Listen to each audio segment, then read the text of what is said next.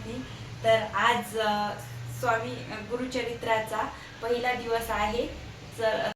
तर तुम्ही इथे पाहू शकता, मी पहिल्यांदाच गुरुचरित्राचं पारायण करत आहे। तर इथे छान प्रकारे अशी मांडणी करत आहे।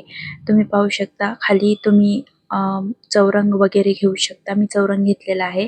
त्यावर एक वस्त्र आथरून त्यावर सगळ्यात आधी घट मांडून घ्यायचा आहे आपल्याला। त्यासाठी एक तांब्याचा हे घेतलेला आहे मी, आणि त्यावर मी घट मांडत आहे। सगळ्यात आधी त्यावर स्वास्तिक वगैरे काढून घेतलेला आहे आणि खाली थोडेसे अक्षता टाकलेल्या आहेत मी। त्यानंतर छान प्रकारे असं घट मांडून झाल्यानंतर तुम्ही स्वामीच्या फोटोची पूजा वगैरे करून घ्या। त्यानंतर आपल्याला गणपतीची स्थापना करायची आहे। इथे तुम्ही सुपारीनेही स्थापना करू शकता, पण मी इथे गणपतीच बसवत आहे। तुम्ही सुपारीही ठेवू शकता गणपतीऐवजी। तर तुम्ही पाहू शकता मी इथे गणपती बसवून घेतलेला आहे। गणपतीचं आधी हे करून घेतलेलं आहे। त्यानंतर त्याला गंध वगैरे लावून छान पूजा करून घेतलेली आहे।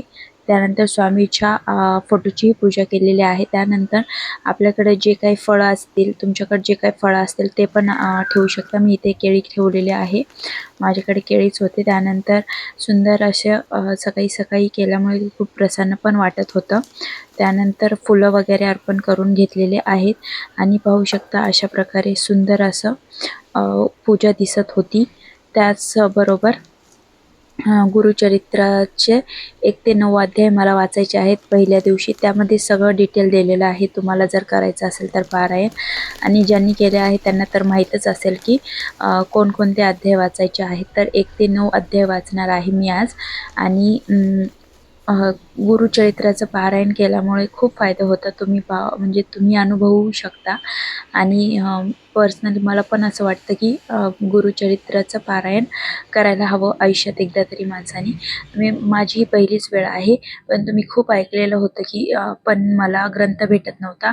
ह्यावेळेस काय माहिती स्वामींचं ते सगळं घडून आल्यामुळे मला ग्रंथही भेटला आणि अशा प्रकारे मी ग्रंथाची ही मांडणी करून घेतलेली आहे। आणि अशा प्रकारे मी सकाळी लवकर उठल्यामुळे माझा ग्रंथही वाचून झालेला आहे। ओके, चलो देन बाय। चॅनलला लाईक, शेअर आणि सबस्क्राईब करायला अजिबात विसरू नका।